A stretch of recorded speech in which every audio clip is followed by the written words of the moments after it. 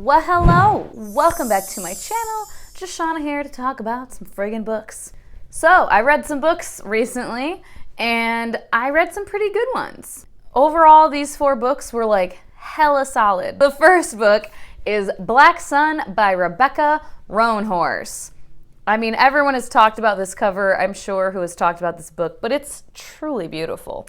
Also, I don't know if you're aware, this book has 2 color maps, which is amazing. There's this one of the larger world, and then in the back, you get one of the city of Tova, which is like the capital. This is adult fantasy, and it is set in a pre-Columbian Americas, and there's lots of mythology involved. Super fun fantasy, creatures, races, etc. We have a few characters that we are following in this world who they're going to intersect at some point, right? We have Djeli, who is a bisexual mermaid ship captain, and she is tasked with taking a mysterious man to a far-off city, Tova, the capital, like I was saying. And that mystery man is Serapayo, who is a human made into a god on his way to fulfill an ancient prophecy. And then we also follow in the city of Tova a character named Narampa. She is a high priest who is not accepted by her peers because she is of low birth. She's trying to change the religious leadership of her city and her people because she sees some problems with how things have been done, and she wants to disrupt the status quo a bit, but she has to be very careful because people don't like her. There are potential conspiracies against her. There are different clans in the city of Tova. They're ancient families, essentially.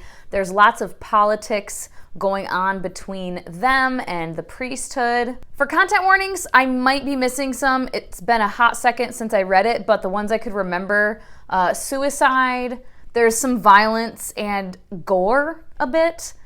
When some violence happens, it's a bit aggressive and just gory and bloody and really just kind of fucked up.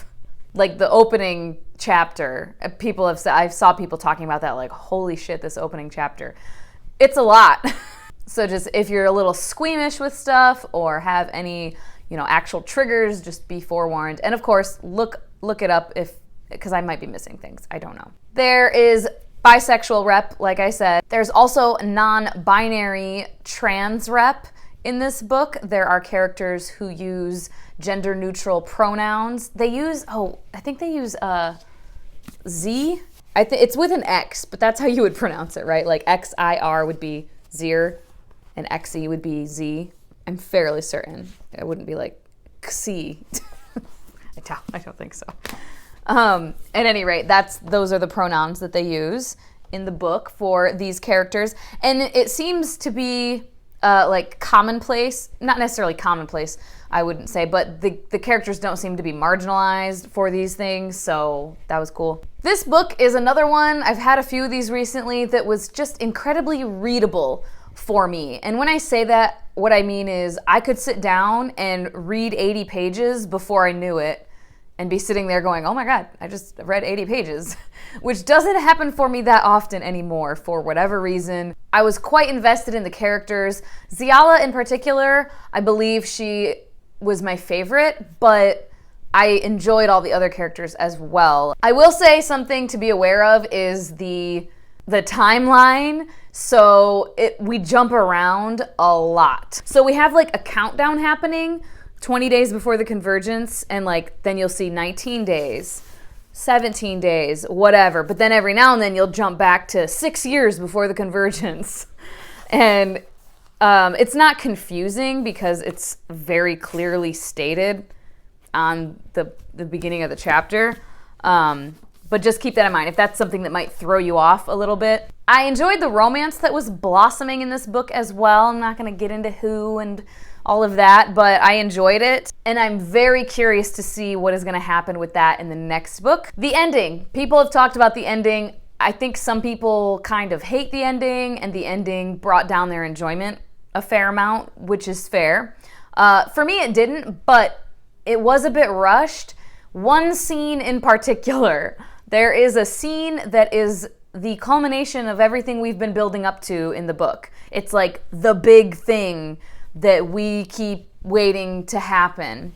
This prophecy says X is going to happen, and so on and so forth. And it happens, but it happens so quickly. It was like one chapter of this, and it wasn't very detailed. It wasn't even that it was only one chapter. It was that it wasn't that detailed.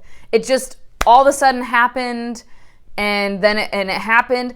But then the next chapter, we're seeing aftermath, and there's like confusing things, right? This other character comes to this scene, and I'm trying to be very vague here, but this other character comes to this scene and sees, oh, that thing over there, I wonder why that's there. And as the reader, you're like, yeah, me too. I just watched this happen, but apparently I didn't watch all of it happen. Like, there's chunks of that event that you aren't seeing, and you aren't seeing the event in a lot of detail. It didn't feel as epic as it should have. So it was a little bit weird, but it didn't bring my enjoyment down of the book terribly huge amounts, because I think because I enjoyed everything else up to that so much. I really enjoyed the characters, I was interested, I was intrigued, I was invested, all the alliteration apparently. On my 1 to 10, I gave this a 7.7, which translates to 4.5 Pushinicorns. Yay. Sidebar, not sponsored, obviously, but I love this tea, Zest tea. I did have a Sips By subscription for like 6 months or so, and I was just trying to find, I'm not a big tea drinker, but I was trying to get away from so many energy drinks and 5-hour energy shots, which I still do drink occasionally. Not so much the energy drinks though, because now I have this. I found a high energy, like high caffeine brewed tea by this company, and they were like, you know, super high caffeine, blah, blah, blah, tea-based energy. So I went to their website and I saw that they have these sparkling teas, and I tried it out, and they have a sample pack that you can do to try all the flavors. And there was one other one that was pretty good, but this freaking pomegranate mint is my shit. I love it. It's 150 milligrams of caffeine, which is 3 times the amount in regular tea. Next up, I read Fireborne by Rosaria Munda. And let me set this guy here. This is a young adult fantasy with some dragon riding happening. Dragon riders are a big thing in this world. It's heavily political. I would call this a young adult political fantasy.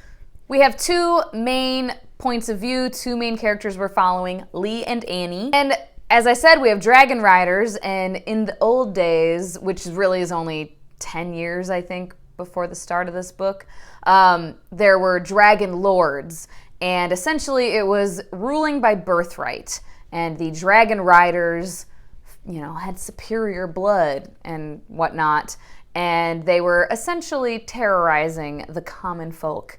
And because of this, there was a rebellion. And during this rebellion, entire families of the dragon lords, the dragon riders, were killed, and some escaped, but many of them were just slaughtered. Annie was orphaned by a dragon, essentially, a dragon rider. Her dragon lord came to her village and burned her entire family. And so she was orphaned. And this was pre-rebellion. And then during the rebellion, Lee is from an aristocratic family, and his family was killed, and then he was orphaned. They ended up in the same orphanage and formed a very close bond. Now, with the new regime, the new leadership, anybody can become a dragon rider, and there's still a caste system in this world. They did not do away entirely with a caste system, but instead of by birth, you test into the different castes. And Annie and Lee both tested into being dragon riders. And they're now both vying for the top spot. They're both very good. So I found myself enjoying this, but not necessarily loving it. I really enjoyed what the author did with some common tropes that we see. There was essentially, and I'm not going to get into spoilers, but there was essentially like a love square. They are all dragon riders. They're all training together. And I really appreciated what Rosaria and Munda did with this because they're teens, you know, but it didn't get catty and drama and immature, juvenile, you know, kids like, but be with me, I love you. It wasn't like that. It was all very mature and it was all very understanding. But both of these other characters like understood that Lee and Annie also had a really close bond, and it was almost like they're interested and they want it for themselves, but they also know I might not get this because I might not be able to compete with what they have. So I don't know, I just really appreciate that. It's like it caused complication within the story, but it didn't feel like some cheap plot device just to like cause drama. You know what I mean? It felt like a very natural thing. And it's always interesting seeing the other side of a rebellion and what actually happens. Yeah, it was interesting seeing that the grass might not be greener on the other side. Kind of seeing these characters realizing this and almost trying to grapple with that. These young kids trying to reconcile, we did all of this and we believe in the message of the good of the people, but is that what we're doing here? I don't know. It was really interesting. However, for me personally, being in Lee and Annie's heads the entire time got a bit tiresome. It wasn't incredibly annoying necessarily. I didn't find myself going, oh God, these dum-dums, or anything like that. It was just a bit blah and a bit repetitive. They're thinking about each other all the time, every day, most of the day, thinking about each other, thinking about their past and the trauma that we've been through. The little boy back in the orphanage, and the little girl back in the orphanage that needed comforting, and I was there for her, and I missed that little girl, and her being like, the boy that I used to know back in the orphanage. Like, every day they were thinking this type of stuff about each other. And for the romance, for me, I didn't see anything in their current day that made me want to ship them together. They had this bond. I understand that they're bonded together, and I totally get their friendship. I completely understand that they have this similar trauma and it's very complicated. I get all of that, but why should I ship you together now when I don't see anything between you now that makes me like you together? I didn't feel chemistry between them. Romantic chemistry for me between Lee and Annie was non-existent. With the other people that they have potential relationships with, I could see it. They were just sad together all the time, you know? And to me, having a shared trauma and sadness just doesn't necessarily equate to a healthy, fulfilling relationship that I want you to have, you know? And I do have enough interest to check out the next book. On my 1 to 10, I gave this a 6.5, which translates to 3 push unicorns. Next, I read a novella, Ring Shout by P. Djeli Clark. This was really good, you guys. Like, really good. I was a bit hesitant on picking this up because, number one, I know it's historical fantasy, adult historical fantasy, paranormal, a little bit of horror, and it's in like the 1915, somewhere around there, somewhere around 1915 in the South, and just like hella racism rampant, and it's dealing with Ku Klux Klan. So I was a bit hesitant, mostly because of the horror part, because you know, that's not exactly my jam. So yeah, it's like an alternate history fantasy. Basically, what if the Ku Klux Klan genuinely were monsters, like actual demon monsters? We follow the main character, Maurice, who is a Ku Klux hunter and killer, alongside her 2 best girlfriends, Sadie and Chef. There are content warnings for this, as you might imagine, racial slurs, body horror, for sure. Just wild shit. References to sexual and physical violence against black slaves, like pre-Civil War, as well as toward free black people in the current day of the book. Violence in general, gore, murder, death, all these things. And the racial slur, so the N-word with the hard R, is present. It is almost always said by one of the black characters in particular. And it's heavily used in like this one scene where this black character is just throwing it around in reference to black people. And she thinks she's not using it in a derogatory way. And because her friend checks her and says, hey, don't say that. Like, stop saying that word. And she's like, I'm using the capital N, not the lowercase n like the white people use. And her friend is like, how do I know if it's capitalized or not when you're saying it to me? Stop using that word around me. So, you know what I mean? There's like some pushback from another black character who says, hey, I don't want to hear that word. And anyways, so that's that. If you are very averse to just hearing the word at all, which is very valid and fine, just be aware of that. And this is a novella. It's under 200 pages. I think it's about 180 pages. And oh my God, it packed such a punch. These characters like jumped off of the page at me. Within the first chapter, Maurice, Sadie, Chef, they're all in that first chapter doing their thing. And they just came alive. I felt like I was watching a movie. I felt like I knew them. It felt like I was watching another episode of a show I'd already seen, and I knew these characters. And I immediately cared about them and wanted to just hang out with them more.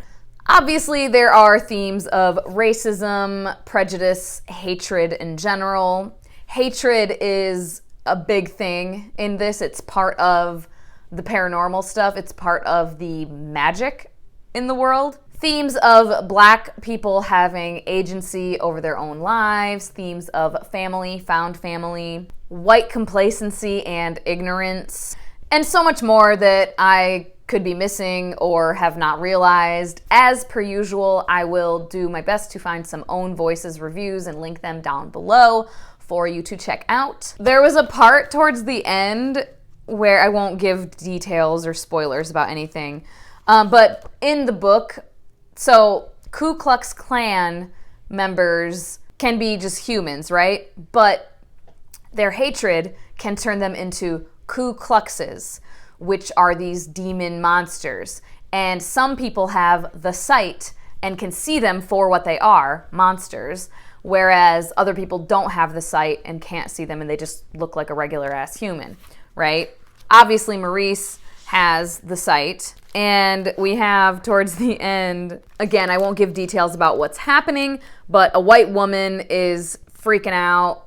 There was just a scene with some Ku Kluxes, and this white woman is losing it. And she says to just Chef and Maurice, "Monsters," she stammers to me. "They was monsters. I seen them. Chef and I look at each other, then answer back, "'Bout damn time."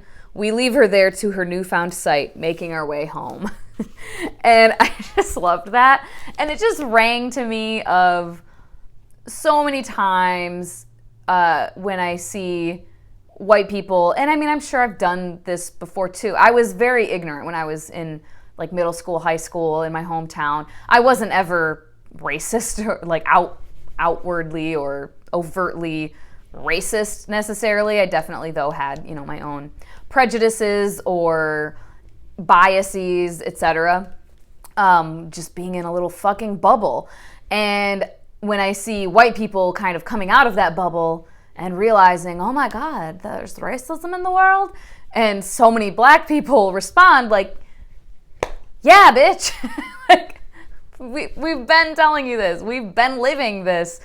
The tiredness of that, you know what I mean? And I just really appreciated that there was no coddling of this woman. There was no like, oh, let us explain it to you. It was just like, yeah, about damn time you came around and realized this, and then left her there. And then there was a part in here, again, no spoilers. And I mean, I couldn't possibly tab every time there was thematic stuff being discussed, because like the whole book. But this one in particular really struck me also. Some characters are talking about, they were talking about classism, essentially, and the fact that poor white people don't want to recognize that they aren't on the same level as the rich white people, you know?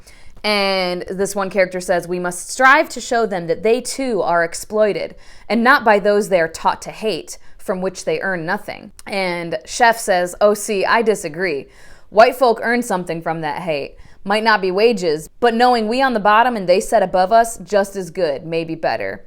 And I really appreciated that as well, because that's the very core issue of it is, and when I see white people who have had rough lives, you know, maybe they grew up in poverty and they're like, but I grew up in poverty too. And it's like, yes, but you haven't been marginalized, oppressed, persecuted because of the color of your skin. Yeah, there's a classism issue here too, but that doesn't negate the racism issue. Like, you're not on the same playing field just because we're both poor.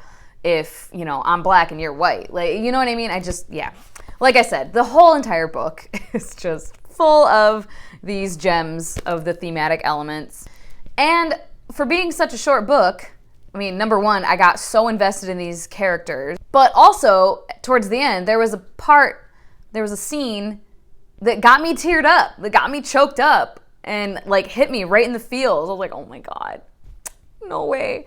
And the way that it ended definitely seems like there's going to be another book in this world. I can't imagine that there wouldn't be another book in this world the way that it was ended. On my 1 to 10, I gave this an 8.7, which translates to 5 pushinicorns. Thoroughly enjoyed, highly recommend. And the last one, I won't have too much to say because it is volume 5 in a series, Monstress, War Child. Finally got around to this. I mean, finally, I got it just like last month, but at any rate, if you're not familiar with Monstress, it's high fantasy, very complex world, multiple races of mythological, fantastical beings, creatures, etc., various lands, all kinds of political and military strategizing, wars happening, there's gods and goddesses, just all the things. And the story continues to confuse me at times, but I just go along with it. Like, there were some characters in this book, or in this volume, where I was sitting there going, who the fuck is that? I can't remember who this is. Is that person? No, maybe it's that person. I had to ask Mara. I messaged Mara to tell her I finished it because I knew that she had finished it. I was like, wait, who's this bitch? I sent her like a picture from one of the pages. Because the whole book, this character kept popping up and I was going, who the fuck is this? I can't remember. I know they're important. And this is also just a kind of a end result of not reading these back to back, which I do want to do at some point to really get fully in the world and fully understand. But the action absolutely picked up in this one. In volume 4, it was a bit more low key. I wouldn't say that it was filler, but there wasn't as much action happening. It was more about the character development, and it was just a bit slower. This one was not. Shit is picking up, shit is going down. And I just love Maika Half-Wolf. I forget about her sometimes when thinking about or talking about female fantasy characters. I think because it's a graphic novel and my brain doesn't immediately think of it for some reason. I don't read a lot of graphic novels, but yeah, I just love Maika. She is a badass, ruthless ass bitch. On my 1 to 10, I gave this a 7.85, which translates to 4.5 pushinicorns. And there we go. Those are the books. 4 of them, right? 4 books that I finished recently. All very solid. Fireborne was the lowest, and it was still enjoyable. Remember, leave a little emoji down below if you want to announce your presence but don't have much to say. As always, thank you so much for your time. Hope you guys have a wonderful day, and I will talk to you later. Bye-bye.